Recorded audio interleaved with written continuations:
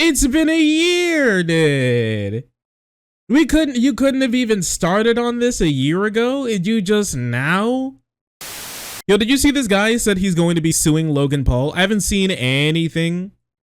I haven't seen anything about this, but this guy says that he's been working with, this attorney says he's been working with the victims, and he's going to bring an actual court case against Logan Paul. Let's take a look.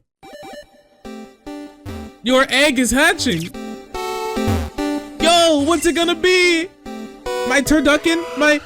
It's a group of, okay. After weeks of investigation and speaking to a significant number of CryptoZoo victims, we've taken legal action against CryptoZoo Incorporated, Logan Paul, Daniel Strobel, Jeff Levin, Eddie Ibanez, and Jake Greenbaum. Alleged fraud, express breach of contract, implied breach of contract, unjust enrichment, violation of Delaware's prohibited trade practices. Not Delaware. Fraudulent misrepresentation. Wait a second. He's suing them out of Delaware? It's over, dude.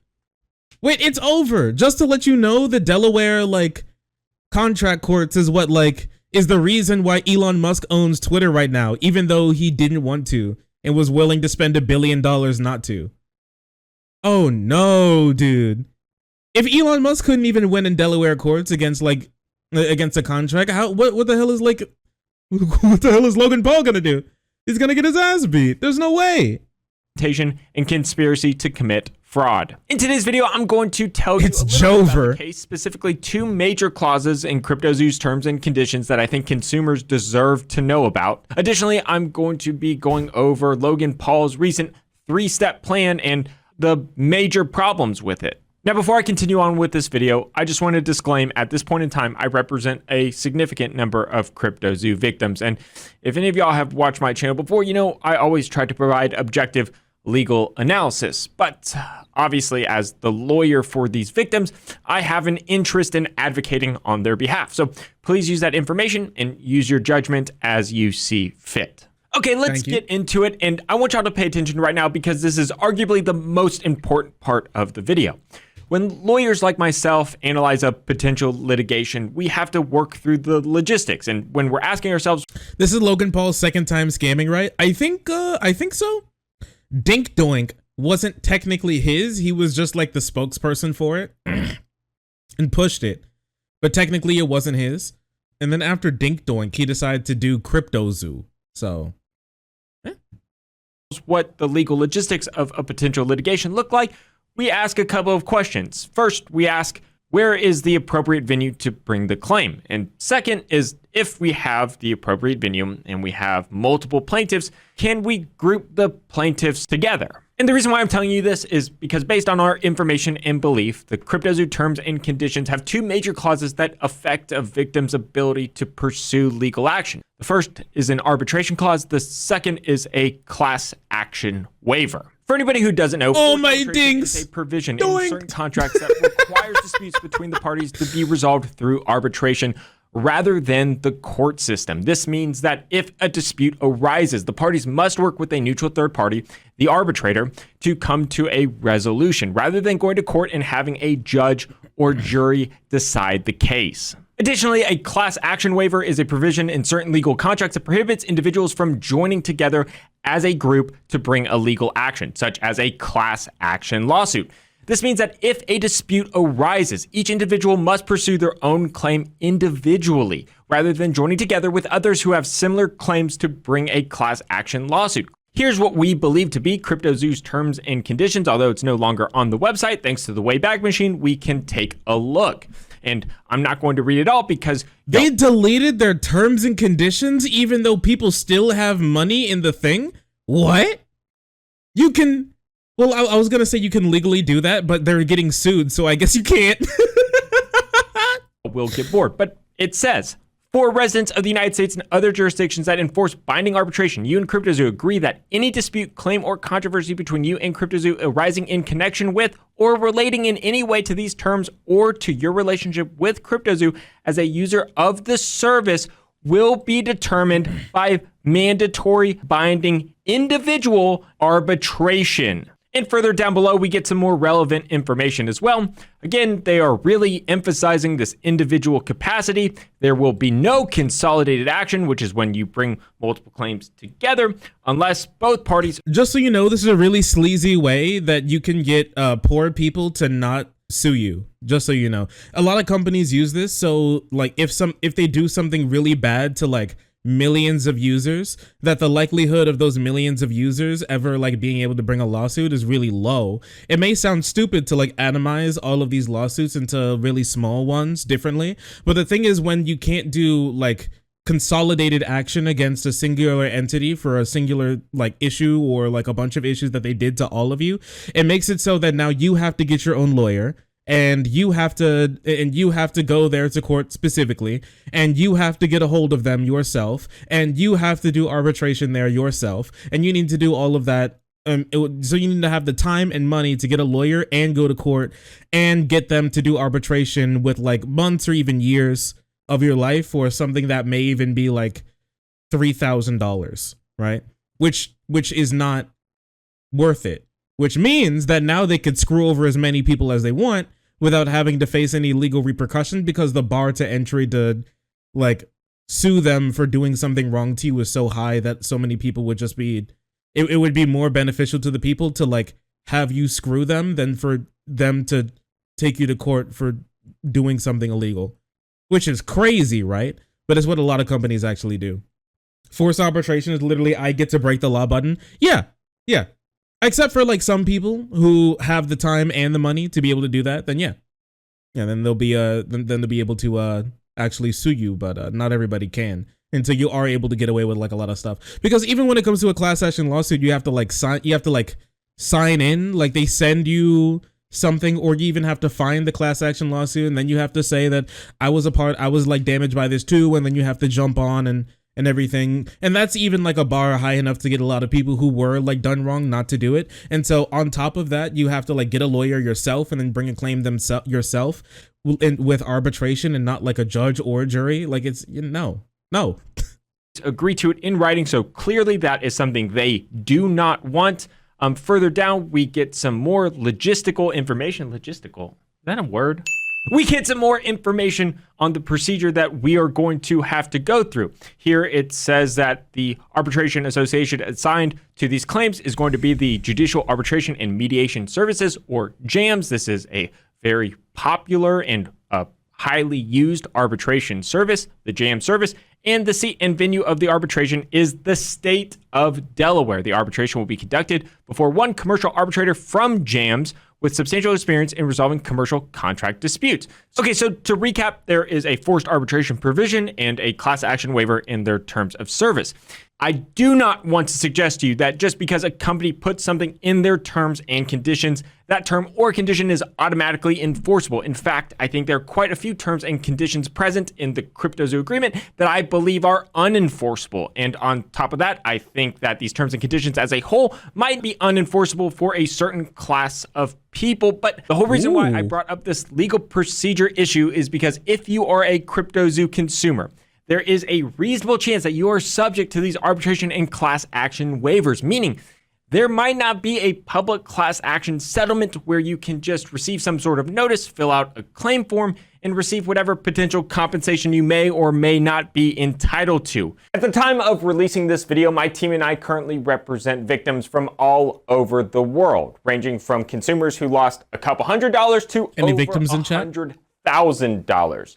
Additionally, we have officially filed our first arbitration action, and we anticipate many more arbitrations will be opened up in the near future. So because these clauses are in place, there is a situation in which we may have to go to Delaware and arbitrate case after case after case after case after case after case, and so on. And that is something we are prepared to do. Now, with that said, if you are a CryptoZoo victim, I recommend that you go talk to a lawyer that you trust. It does not need to be me or my team. Just go talk to a lawyer, because this might not be a situation where you can just sit back and wait. Okay, moving on. I anticipate a lot of people are going to have questions regarding legal action. Yeah, he did say he was going to do like some three-step plan or something that Logan Paul just put forward. For anybody who doesn't know, I'm going to play the most relevant parts of this announcement, and then we will discuss. I'd like to announce my three-step plan moving forward. Step one, Jeff and I are going to burn our Zoo tokens so we have no financial upside in the game and it will add value to holder tokens. Step two, we want to offer a rewards program for players who are disappointed in the status of the game. So essentially you're going to be able to burn your base egg or your base animal for the mint price, which was 0.1 ETH or the equivalent in BNB. I am personally committing 1,000 ETH to this, which is about $1.3 million right now for players who want to get out. And then step three, obviously finish and deliver the game as outlined in the white paper by completing the egg bridge from ETH to BSC for base animals and base eggs, completing the marketplace, and obviously completing the releasing your animals into the wild to accrue your yield function. To say I am disappointed in how this was handled internally is an... My thing is like, I'm I'm glad he's getting to it and everything, but man, it's been a year, dude. You couldn't have even started on this a year ago. You just now getting to it. And honestly, it may even still be too late. But I don't know, we'll see. An understatement. There's a full internal investigation going on along with an audit, and we are going to pursue full legal action for whomever needs to be held accountable. Okay, so real quick, I want to needs to be held accountable. That I see with Logan. Accountable. If handled internally is an understatement. There's a full internal investigation going on along with an audit, and we are going to pursue full legal action for whomever needs to be held accountable. You guys think he's going to be pursuing legal action against himself? What do you guys think? You know, 1 in chat if you think he's going to be suing himself, 2 in chat if you don't think so. Because like, I mean, he is the ringleader. You know, he is Mr. Kingpin. He's the guy. It is his thing. It'd be based. Can you imagine him? Oh man, it'd be so. Can someone? I'm not sure if anybody. Do I have anybody who's good at drawing? Do I have anybody who's good at drawing? I don't want to like do this as like to take up your time, but it'd be so funny if there was like a drawing, like an Animaniac style Logan Paul, like in both sides of the prosecution and defense, and the witness in a Phoenix Wright style court case where he's like, I'm going to be pursuing legal action against everybody who deserves to be taken down for this horrible crime against my viewers. Can you imagine the type of miscreant who would do this to my viewers? Objection. He's cringe, Your Honor. Okay, so real quick, I want to address a couple of the... Yeah, I'm playing both sides. He's come out on top. Listen, I'm saying I didn't do anything wrong and it wasn't my fault. And also I'm pursuing legal action against everybody who did something wrong here. I'm playing both sides. That I see with Logan's 3-step proposal. First is the refund only accounts for people who have base NFTs and base animals. It says nothing about individuals who have Zoo token or hybrid animals. And that's really important because there are people who lost thousands, tens of thousands, or hundreds of thousands of dollars investing in the Zoo token. And according to Logan Paul, they are not entitled to any sort of refund. The second issue that I want to take note of is there are a lot of people who had the Zoo NFTs, the eggs, that then sold because the product was a complete bust. There is no form of compensation for them laid out in Logan Paul's 3-part plan. And the last thing I want to take note of is the refund is not equivalent to what they bought their eggs for. At the time the CryptoZoo mint went public, 0.1 ETH was worth roughly $350, give or take. Now, 0.1 ETH is worth $150. To recap the refund situation. First, Logan Paul is only willing to refund people who still have their base NFT egg or... Oh yeah, remember? Like there was a massive crypto crash. And so all of the money that people would have gotten and would have been able to like, you know, get during the peak of crypto is now gone. It's gone. All their money lost, like all value due to the crash, and all because. And remember, they stopped you from being able to pull out any of your money. You can't pull out money anymore, and so you just had to sit there and watch as your money shriveled up. Inside CryptoZoo, you're just like hands on the glass, just tearing up as the money just like burns and burns. Do come on, let me in. Let me in. My coins. You know. Animal. He is not willing to refund those who have Zoo token or who might have sold their NFTs at a loss. Additionally, the price of the refund, 0.1 ETH, is roughly the equivalent between 20 and 35% of the value of 0.1 ETH when the game initiated. My so goodness. To me, this offer by Logan Paul doesn't come close to making things right. And the last thing I want to talk about with respect to Logan Paul's 3-part plan is his plan for the future. I know it's only been a couple of hours, but since Logan Paul released this video, Zoo token in CryptoZoo somehow went even lower. I didn't know that was actually possible, but the price has plummeted because I think anybody can infer from Logan's actions that he is basically doing the bare minimum to keep up appearances, and there's really no passion behind this project. So to conclude, if you are a CryptoZoo victim, go talk to a lawyer, please. And if you want to talk to my team and I, you can email us at contact@attorneytom.com, or you can just go to attorneytom.com and fill out an inquiry. All right, talk to y'all later. Bye. That shit's remarkable. Oh yeah, and here it is. Here's the real case. Yeah, there it is. Jam's arbitration case reference number. Complainant versus CryptoZoo, Delaware, Logan Paul.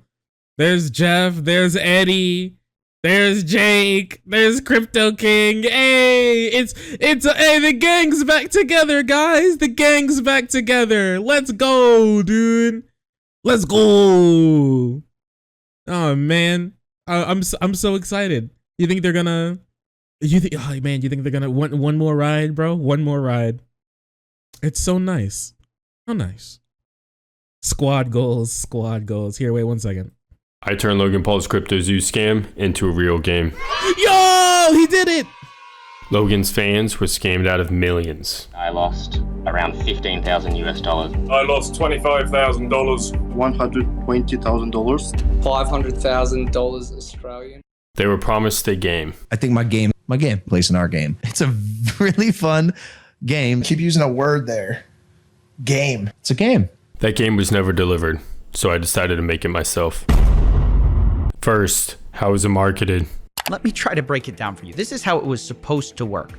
You started by buying this crypto token called Zoo, which is their in-game currency, and you use Zoo coins to then buy egg NFTs, which you can then hatch to become animals. You then can breed those two animals to become hybrid animals. For example, if you breed a gorilla and a kitten, you get a gore kitty. And the more rare the NFT, the higher the daily yield of Zoo tokens that animal earns you every day. Theoretically, it works like almost like passive income. You can then burn your animal NFTs to release the Zoo they earned back to you, and from there you can invest it into eggs or just cash out. Now we know what to make, but I had a fraction of the resources Logan had to put into this ambitious game, and he failed. For the last 6 months, I've been working on my own NFT project. We have a massive... Yeah, isn't this like I'm a little curious. What in the world was he paying a group of engineers $1 million for? You know what I mean? Like, I'm still pretty sure that you could simply just, I'm pretty sure like a junior level, junior level entry coder could probably do this in a weekend.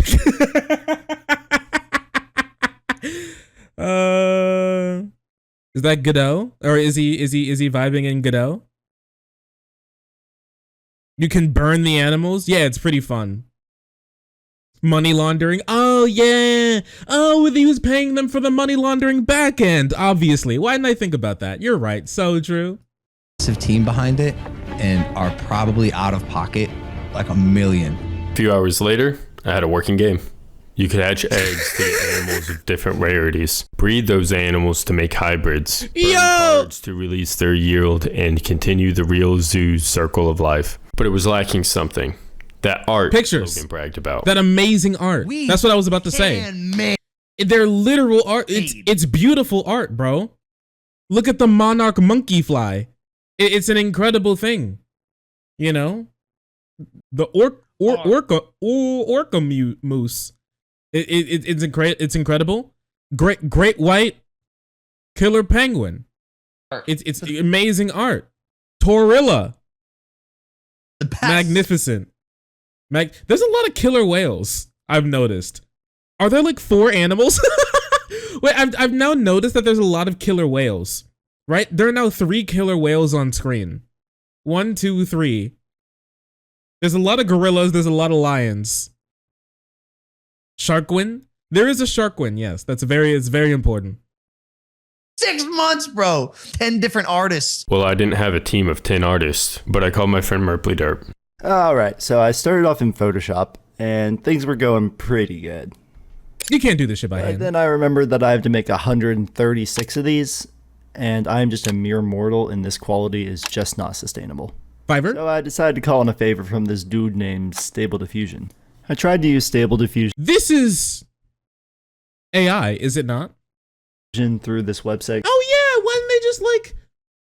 You could literally just go onto one of these like low budget AI, well actually completely free like web browser AI things, and then type in duck mixed with shark, and then just have them pump out something that looks okay, and then just screenshot it and then put it in the game. Called Dream Studio. It gave me some real weird results and some strange. I am not going to lie to you. I'm going to be completely honest with you. For one, this shit looks like the Dennis Prager centipede from Almond animation videos.